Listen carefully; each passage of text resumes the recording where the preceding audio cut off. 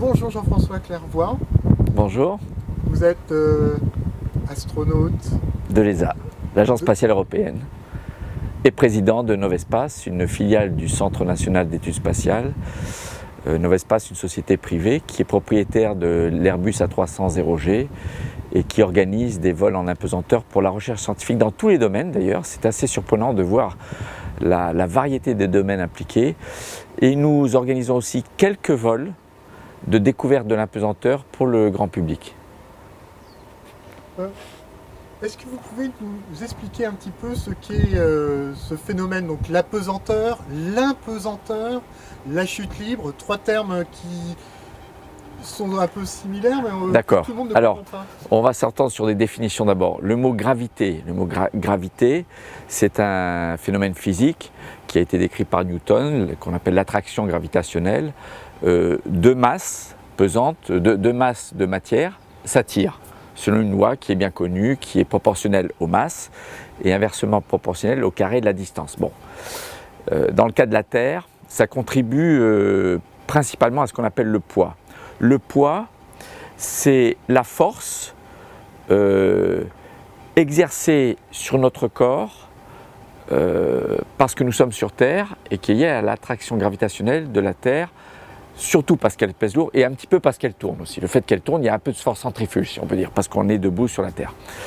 Mais le mot pesanteur, si on accepte par convention la définition pesanteur, c'est la sensation de poids, si vous voulez, c'est l'effet du poids. Le fait qu'il y a le poids provoque des effets que l'on ressent.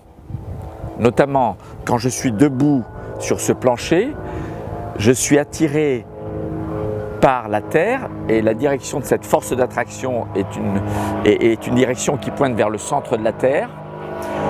Ça veut dire que si d'un seul coup le sol s'ouvrait, je me mettrais à prendre une trajectoire de chute libre vers le centre de la Terre. Mais je ne le fais pas parce que quelque chose m'en empêche. Et le fait que ça m'en empêche fait que mes pieds pressent sur le plancher qui exerce par effet de réaction une force vers le haut qu'on appelle la réaction du sol, qui est une force de contact, une force de surface, par opposition au poids qui est une force de volume. Et c'est ça qui me donne la sensation du poids. C'est-à-dire, je n'ai une sensation que je pèse que grâce à une force qui s'oppose au poids. Le poids est une force de volume qui s'applique à distance à chaque grain de volume qui constitue mon corps, que je suis incapable de sentir directement. Il n'y a aucun objet, aucun instrument physique, aucun capteur dans le corps humain qui permet de sentir la force qu'est le poids directement. On ne peut le mesurer qu'indirectement.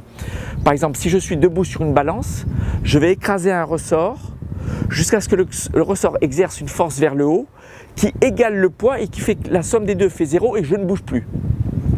Mais le poids lui-même est une force en soi pour lequel il n'y a aucun capteur au monde permettant de l'appréhender directement. On ne peut l'appréhender qu'indirectement. Donc, si on accepte la définition que pesanteur, c'est la sensation du poids, c'est la sensation de l'effet qu'a le poids sur moi parce qu'il fait que je presse fort sur le plancher quand le plancher m'empêche de tomber, alors impesanteur ou apesanteur, qui veut dire la même chose, c'est l'absence de sensation de poids. Ça n'est surtout pas, contrairement à une idée reçue très répandue, l'absence de poids.